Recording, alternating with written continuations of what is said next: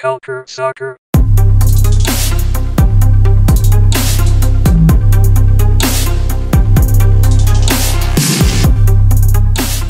Bonjour à tous et bienvenue dans ce nouvel épisode de Culture Soccer. Très heureux d'être avec vous aujourd'hui. On est très heureux aussi de ce que vous avez laissé comme appréciation de notre dernier épisode avec Patrice Bernier. Et aujourd'hui, on a également un invité. Alors tout d'abord, je suis avec Anthony de Varenne, un co-host habituel. Bonjour Anthony, comment ça va ? Ça va très bien et toi ? Ça va très très bien malgré le confinement qui se poursuit partout dans le monde, et on va parler aujourd'hui de soccer avec un invité un peu spécial, plus connu de nos auditeurs français sûrement que canadiens, Christian Jean-Pierre. Bonjour Christian, comment vas-tu ? Salut Antoine, salut Anthony, en pleine forme, confiné à Paris. À Paris également, d'accord, on est deux Parisiens et un Montréalais aujourd'hui. On va parler, alors je vais présenter rapidement pour les Canadiens qui ne connaissent pas forcément, alors que je pense que les Français ça va. Tu étais en fait le commentateur de l'équipe de France pendant plus d'une trentaine d'années quasiment, pour différents médias, mais notamment TF1, la première chaîne française, de 2002 il me semble à 2019 avec la Coupe du Monde féminine, si je dis pas de bêtises. Et tu as aussi présenté notamment le Téléfoot, qui est l'émission française sûrement la plus connue sur le sport, sur la première chaîne nationale TF1. Et tu es donc journaliste, commentateur, animateur radio et romancier, si je ne dis pas de bêtises. Ça va pour le moment. Et récemment, tu es invité justement, parce que récemment, tu as sorti un livre sur la Coupe du Monde, sur la 2026 et le soccer aux États-Unis et son développement, qui se nomme 2026, le jour où le football est devenu américain, que tu as rendu disponible gratuitement sur ton site et d'autres sites, notamment celui de l'équipe.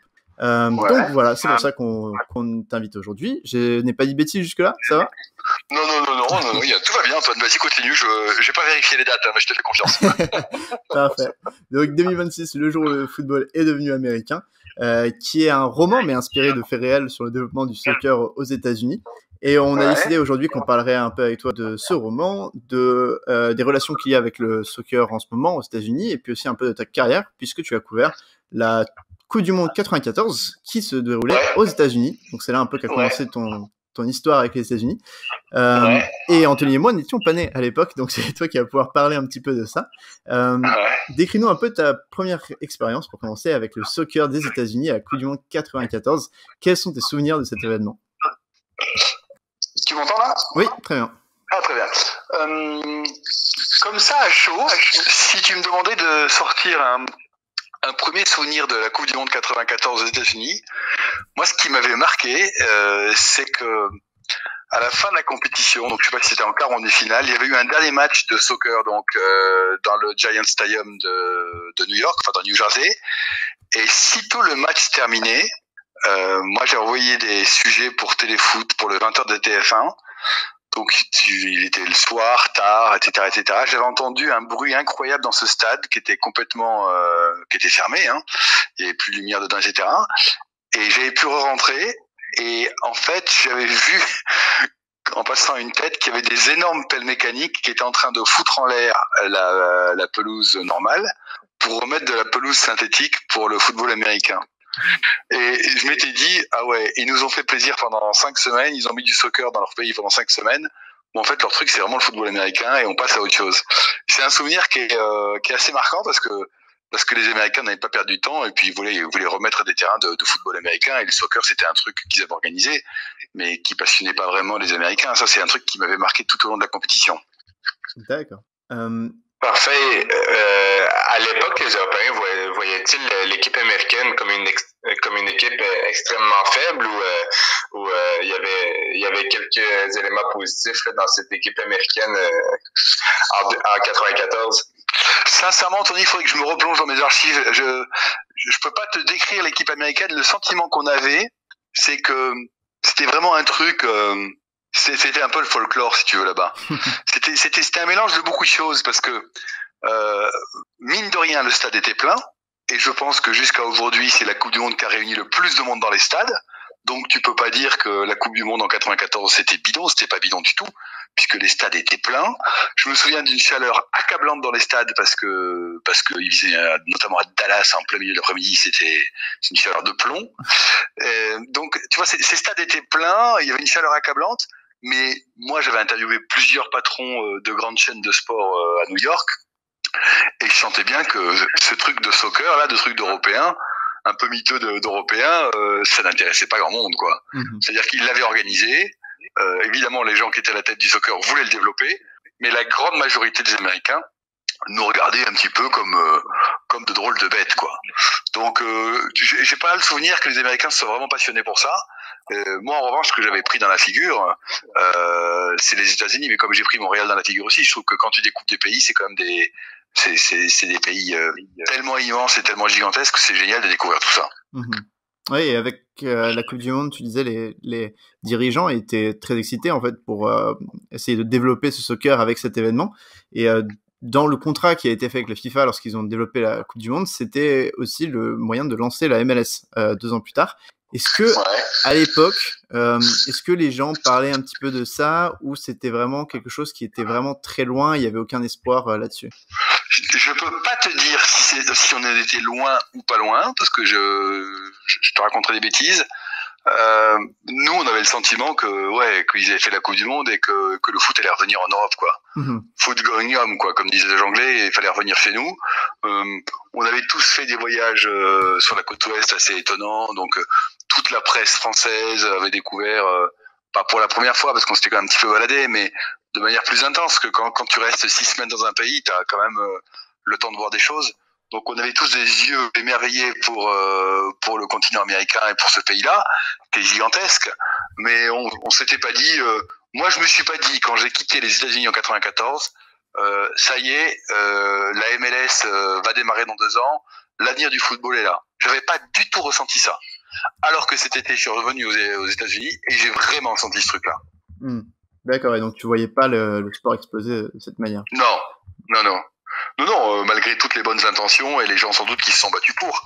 À l'époque, si tu veux, moi j'étais un peu plus vieux que toi, mais j'étais jeune journaliste, j'avais pas senti un truc de dingue, quoi. Je m'étais pas dit, c'est là que ça peut se passer dans les prochaines années.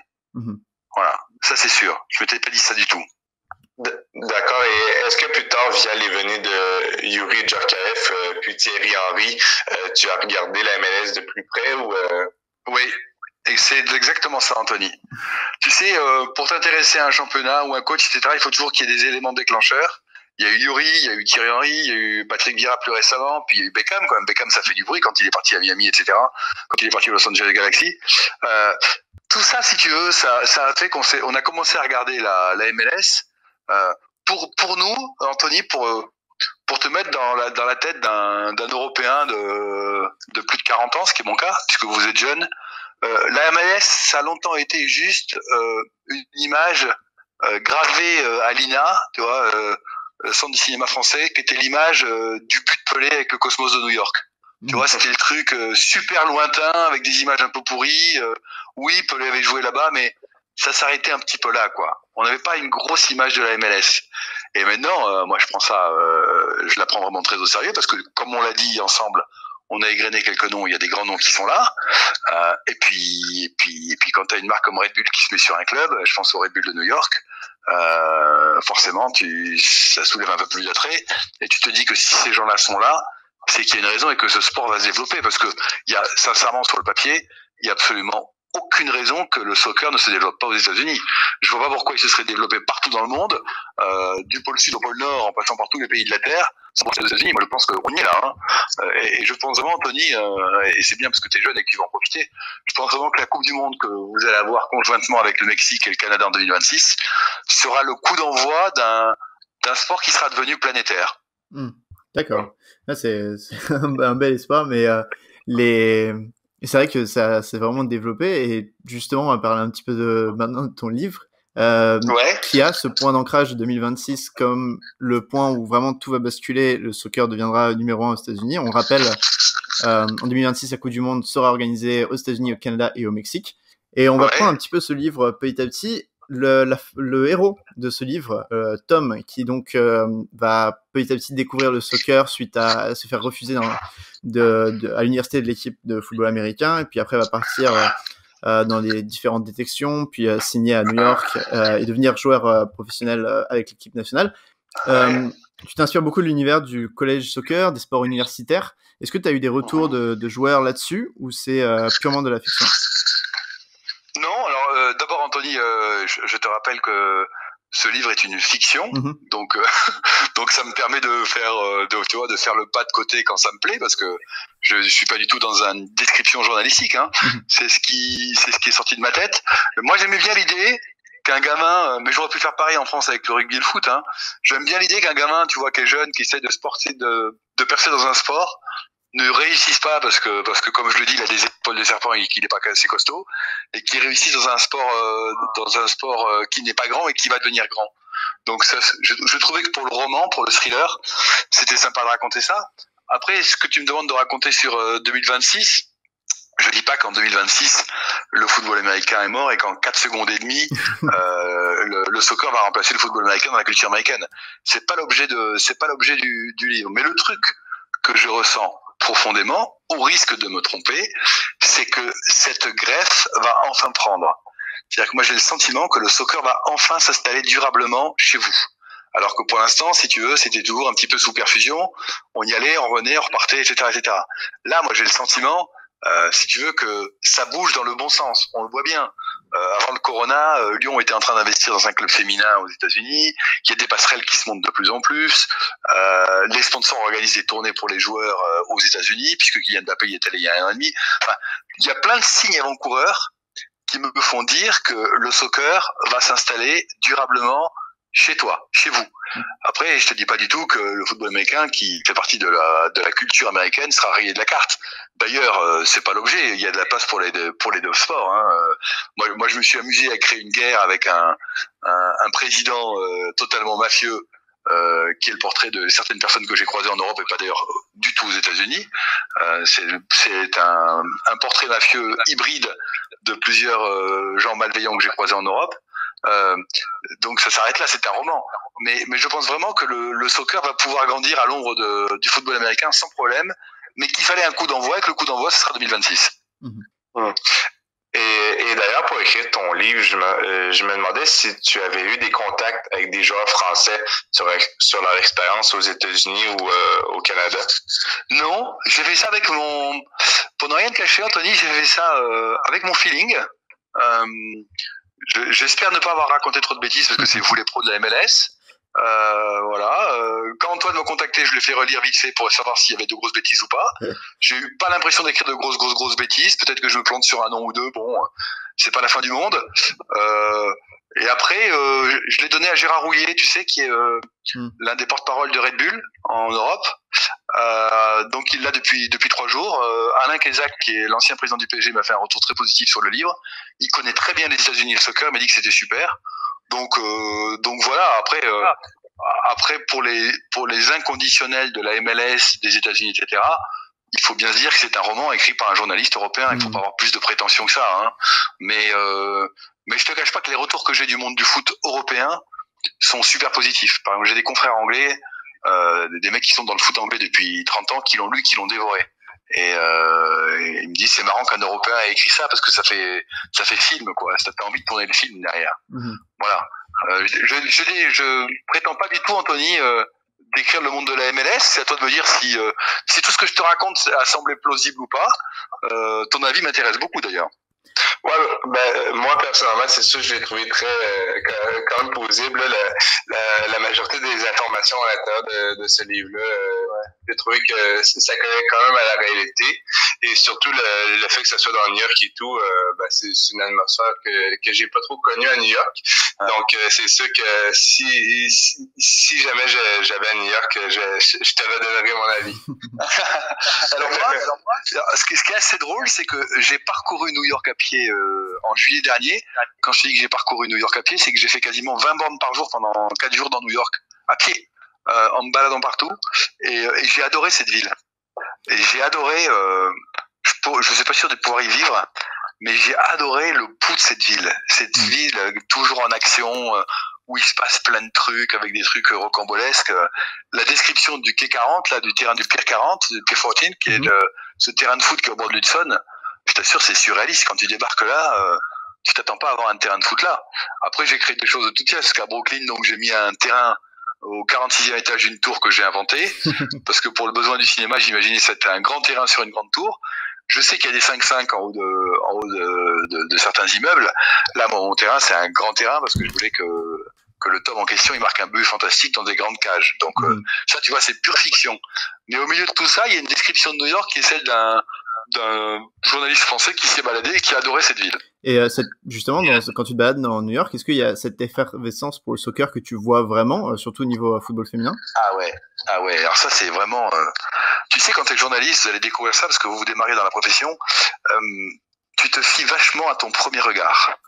Et ça, c'est un truc que je n'oublierai pas. Tu sais, tu descends de l'aéroport, tu prends un taxi, donc tu es un peu déconnecté, t'arrives d'Europe, tu croises 4 terrains entre l'aéroport, entre JFK et Manhattan. Tu vois 4-5 terrains de ton taxi de football américain, tu vois des cages de foot dessus. Tu te dis, ah, ça alors, s'ils mettent des cages de foot, c'est qu'il y a bien des filles qui jouent, des garçons qui jouent à un moment ou à d'autres de la journée. Puis, tu rentres à l'hôtel, t'allumes ta télé. À la télé, sur 5 spots de pub, t'en as 2 qui concernent le soccer. Enfin, moi, j'ai eu le sentiment que ça y est, quoi. C'est plus du tout un truc pour Américains chétifs, un peu nostalgique et tourné vers l'Angleterre. J'ai senti que le soccer y était vraiment. Ça, c'est un truc, c'est indéniable. Et tu as commenté la Coupe du Monde 2019 féminine et le sac des Américaines. Dans les rues de Paris, les États-Unis étaient vraiment supportés en nombre et certains étaient surpris de voir que les Français ne s'y intéressaient pas plus que ça. J'aimerais avoir ton avis sur le sujet. Ouais, alors moi, je te cache pas que l'équipe américaine, elle a vraiment marqué l'Europe et elle a vraiment marqué la France. Parce que moi j'aime bien. D'abord, c'était dû à un niveau de jeu exceptionnel. Enfin, sincèrement, l'équipe américaine, elle joue super bien. Quand tu les voyais jouer, ça jouait vite, ça jouait juste. Donc c'est dû. Il y avait un mélange, si tu veux, de respect, qu'on le veuille ou non, pour cette nation américaine, pour le drapeau, pour ce que ces filles représentent. Et puis au milieu de tout ça, comme toujours, comme nous, quand on avait cantonné à Manchester United, t'avais des figures de proue, t'avais celle qu'on connaissait, t'avais Alex Morgan, et puis t'avais cette capitaine, là, je sais pas si elle était capitaine, Rapinoe, tu vois, qui a un caractère très fort, un carafon pas possible, une personnalité très marquée, anti-Trump, enfin, tu vois, il y avait beaucoup de choses elle était pas lisse, cette équipe américaine, elle avait un vrai caractère. Et puis moi, je pense que quel que soit le sport, de toutes les manières, tu peux pas devenir champion du monde si tu as une équipe qui est pas intelligente. Et j'ai trouvé que cette équipe américaine, elle était intelligente. Elle était organisée, elle était intelligente et elle était agréable à voir jouer. Donc c'était chouette, quoi. Je l'ai vu jouer au Parc des Princes 2 fois. Moi, franchement, j'ai été séduit. Hein. J'ai trouvé que ça jouait. Ouais, j'avais vu, moi, au Parc des Princes aussi, contre une équipe sud-américaine, je peux pas dire de bêtises, le Pérou, peut-être, ou la Colombie. Ouais. Et ce qui m'avait impressionné, c'est que les rues de Paris, pleines de supporters américains. C'était vraiment fou. Ils venaient vraiment en nombre, mais c'était impressionnant, plus que les Français, limite. Ils faisaient des grosses fêtes avant les matchs, et ça m'avait vraiment impressionné. Il y avait un support populaire assez intéressant. Ensuite, dans le roman, tu parles de certaines règles sur lesquelles tu t'avances, comme l'interdiction du jeu de tête, qui est très inspiré en vrai de ce qui se passe un petit peu avec la NFL en ce moment, des problèmes de blessures sur le long terme pour certains joueurs, notamment à la tête. Est-ce que c'est quelque chose dans lequel tu crois dans le soccer? Est-ce que tu penses que c'est un peu l'influence américaine qui peut inspirer tout ça? Alors, c'est une très bonne question, Antoine. Non, c'est pas l'inspiration, c'est pas ce qui s'est passé aux États-Unis qui pourra inspirer les dirigeants de la FIFA. Mais oui, c'est un sujet qui est pris très au sérieux. Quand tu baignes dans le foot comme moi, tu vois les premiers papiers, tu te dis bon, ouais, ils sont gentils. Enfin, par rapport au football américain et au rugby, les commotions dans le foot, c'est peanuts, c'est zéro. Il faut pas prendre ça au sérieux. Puis tu vois les premières études sur les jeunes et tu te dis bon. Puis tu vois certains joueurs anglais comme Dawson qui ont eu des problèmes alors qu'ils sont quand même pas super vieux. Et là, quand tu t'adresses à la FIFA, tu comprends, mais je trouve ça très responsable de leur part.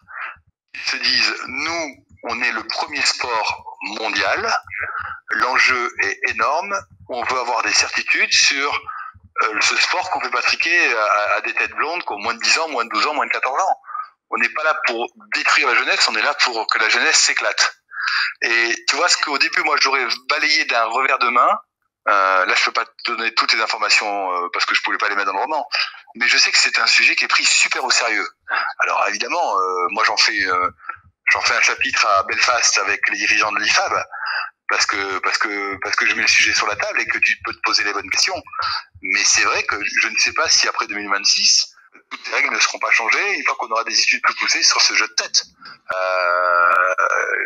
Et je trouve ça, comment te dire, c'est pas farfelu, c'est des bonnes questions qu'il faut savoir se poser.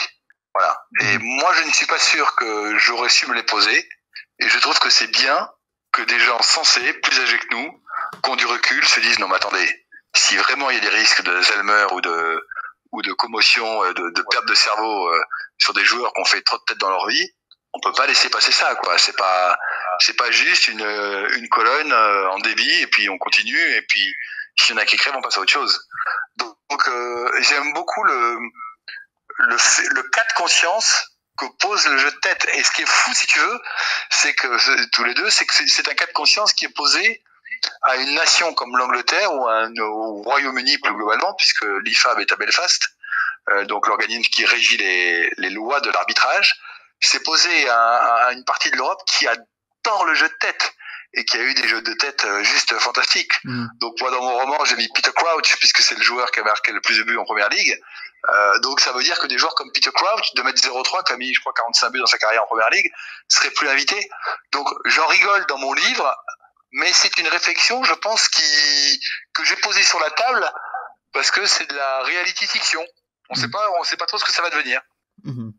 Et si on reparle un peu de la Coupe du Monde 2026, qui on rappelle aura lieu aux États-Unis ou au Canada, je me demandais comment tu voyais l'évolution du soccer aux États-Unis, mais aussi au Canada là, pour cette Coupe du Monde, d'ici là et par après également là. Ben, j'espère bien qu'il y a beaucoup de gens comme toi, Anthony, qui vont s'intéresser à notre soccer, hein. C'est bien beau le hockey, c'est bien beau tout ça, mais c'est bien beau le skidoo, le lac des Mistassini, lac Saint-Jean, tout ça. Mais intéressez-vous au soccer, c'est notre sport. Non, plus sérieusement, moi je pense que les Canadiens vont aussi s'y intéresser. Moi, j'adore votre pays. Figure-toi, j'y ai fait un truc assez fantastique. T'étais pas né d'ailleurs. J'ai fait un raid en motoneige qui s'appelait Arikana à l'époque, qui était une sorte de Paris-Dakar des neiges.